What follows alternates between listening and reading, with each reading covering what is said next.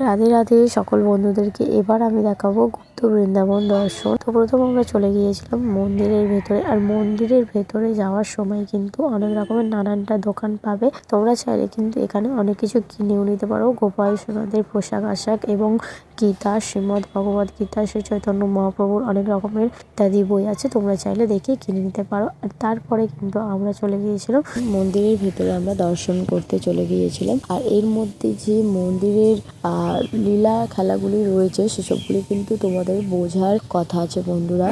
যারা জানো না কৃষ্ণের লীলা খেলা এবং যারা জানো না যে শ্রী চৈতন্য মহাপ্রভুর জন্ম কিভাবে হয়েছিল, শ্রী চৈতন্য মহাপ্রভু কোথায় কোথায় হরিনাম করে পাখি এবং মানুষের মধ্যে কিভাবে আমাদের হরিনাম সংকীর্তন দিয়ে গেছিল, সেসব লীলাগুলি এখানে তুলে ধরা হয়েছে। যারা জানো না তারা কিন্তু এই যে এই লীলা খেলাগুলি দেখে তার উপরেই কিন্তু লেখা থাকবে, তোমরা অবশ্যই জেনে নিও। আর আমার কাছে অত সময় ছিল না বন্ধুরা যে তোমাদেরকে লীলা খেলাগুলো পড়ে পড়ে আমি শোনাবো, কারণ এর মধ্যে অনেক প্রচন্ড ভিড় ছিল আর এত তাড়াহুড়োর মধ্যে দেখানো সম্ভব নয়। তো যেটুকু জানতে পেরেছি আমি তোমাদেরকে সেটুকু বললাম।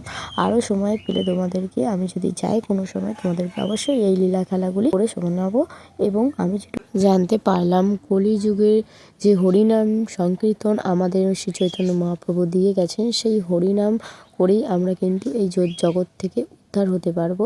তাই বলি তোমরা হরে কৃষ্ণ হরে রাম অবশ্যই জপ করো। রাধে রাধে।